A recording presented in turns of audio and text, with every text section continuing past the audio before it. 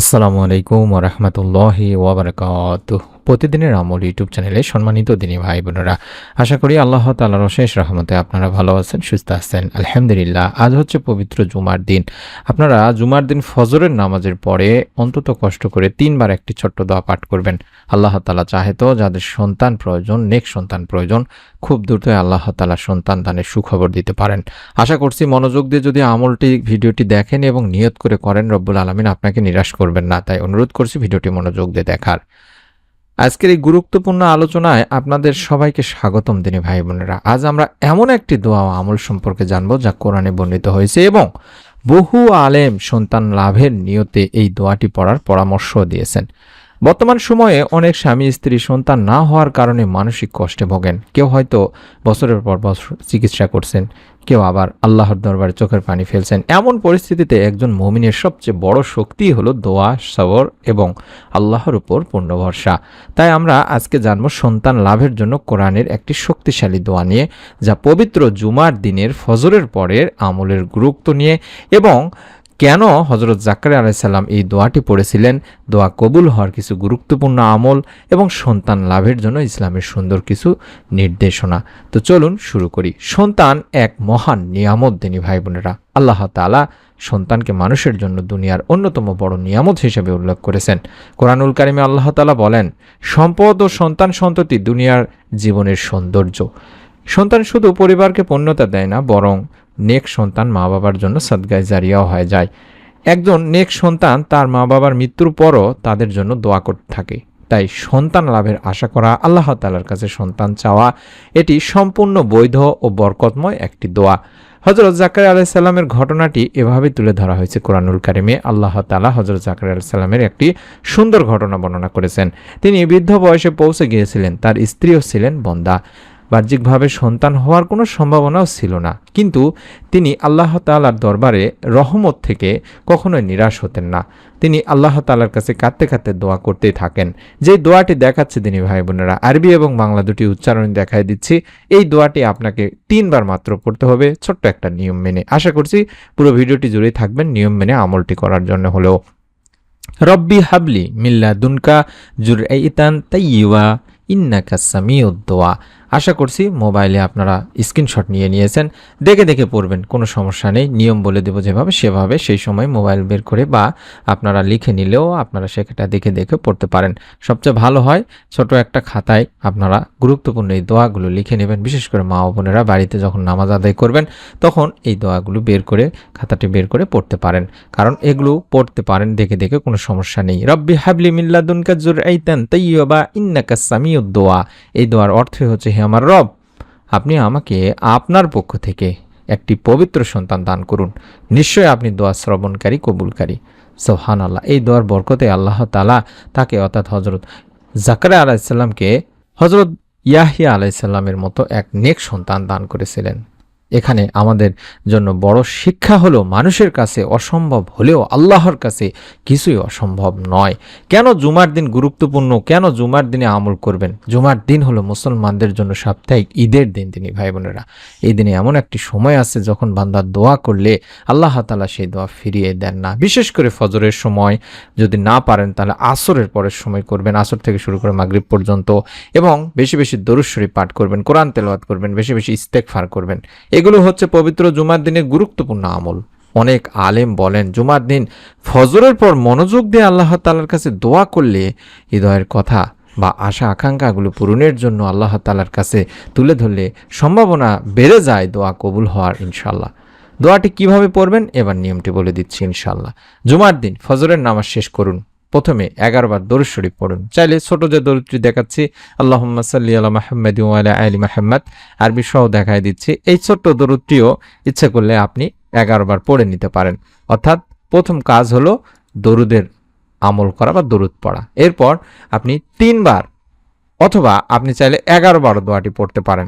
অর্থাৎ যে দোয়াটি দেখাই দিলাম, রব্বি হাবলি মিন লাদুনকা যুরআইতান তাইয়্যিবা ইন্নাকা সামিউদ দোয়া। এভাবে এই ছোট্ট দোয়াটি 3 বার বা 11 বার পাঠ করবেন। আবারও বলছি 3 বার বা 11 বার পাঠ করবেন। তারপর নিজের ভাষায় আল্লাহ তাআলার কাছে সন্তান কামনা করবেন। শেষে আবারও যে ছোট্ট দরুদটি প্রথমে দেখাই দিয়েছিলাম সেই দরুদটি দিয়ে শেষ করবেন, অর্থাৎ আল্লাহুম্মা সাল্লি আলা মুহাম্মাদিন ওয়া আলা আলি মুহাম্মাদ, এভাবে 11 বার পড়বেন। সবচেয়ে গুরুত্বপূর্ণ বিষয় হলো দোয়ার সময় মনকে আল্লাহর দিকে সম্পূর্ণভাবে ফিরিয়ে নেওয়া, অর্থাৎ মনোযোগ দিয়ে আমল করা। দোয়া কবুল হওয়ার গুরুত্বপূর্ণ কিছু শর্ত আছে তিনি ভাই বোনেরা। আপনার দোয়া কবুল হবে না যদি আপনি এই শর্তগুলো না মানেন। এক, হারাম থেকে বেঁচে থাকতে হবে। হালাল উপার্জন, হারাম খাবার ও গুনাহ দোয়া কবুলে বাধা সৃষ্টি করে থাকে, তাই হালাল রিজিক নিশ্চিত করা জরুরি। 2, 5 ওয়াক্ত নামাজ ঠিক রাখা। যে ব্যক্তি নামাজে অবহেলা করে তার জীবনে বরকত কমে যায়। নামাজ আল্লাহর সাথে সম্পর্ক মজবুত করে এবং রিজিকে বরকত আনে। 3, বেশি বেশি ইস্তেগফার পড়া। হযরত নূহ আলাইহিস সালাম তার জাতিকে বলেছিলেন, তোমরা তোমাদের রবের কাছে ক্ষমা প্রার্থনা করো, নিশ্চয়ই তিনি ক্ষমাশীল, তিনি তোমাদের ধন সম্পদ ও সন্তান সন্ততি দ্বারা সাহায্য করবেন। সুবহানাল্লাহ। এখানে ইস্তেগফারের সাথে সন্তান লাভের সম্পর্ক উল্লেখ করা হয়েছে দিনী ভাই বোনেরা। তাই প্রতিদিন বেশি বেশি করে পড়বেন, আস্তাগফিরুল্লাহ রব্বি মিন কুল্লি যানবি ওয়া আতুবু ইলাই। এভাবে আপনারা চাইলে এই ইস্তেগফারটি বেশি বেশি করে প্রতিদিন 100 বার 200 বার পড়তে পারেন, সবসময় পড়বেন। চাইলে ছোট আস্তাগফিরুল্লাহ আস্তাগফিরুল্লাহ এভাবে পড়তে পারেন। স্বামী স্ত্রীর মাধ্যমে অবশ্যই পারস্পরিক সুসম্পর্ক বজায় রাখবেন, সুন্দর রাখার চেষ্টা করবেন। ইসলামে স্বামী স্ত্রীর সম্পর্ক ভালো রাখা অত্যন্ত গুরুত্বপূর্ণ। ঝগড়া বিবাদ, কষ্ট দেওয়া, অন্যায় আচরণ এগুলো ঘরের বরকত কমিয়ে দেয়। যেখানে শান্তি থাকে সেখানে রহমত নাজিল হয়। তাই একে অপরের প্রতি সহানুভূতিশীল হন, ক্ষমাশীল হন এবং একসাথে দোয়া করুন আল্লাহ তাআলার কাছে নেক সুন্দর সুস্থ সন্তানের জন্য। অবশ্যই চিকিৎসা গ্রহণ করুন দিনী ভাই বোনেরা। ইসলাম শুধু দোয়ার কথাই বলেনি, চিকিৎসার কথাও বলেছে। রাসূল পাক সাল্লাল্লাহু আলাইহি ওয়াসাল্লামও বলেছেন, প্রত্যেক রোগের চিকিৎসা আছে, তাই প্রয়োজন হলে অভিজ্ঞ ডাক্তারের পরামর্শ নিন। দোয়া ও চিকিৎসা দুটো একসাথে চালিয়ে যান। সন্তান দেরিতে হলেও হতাশ হবেন না। অনেকেই বলে আমার এত দোয়া কিন্তু কবুল হচ্ছে না কেন?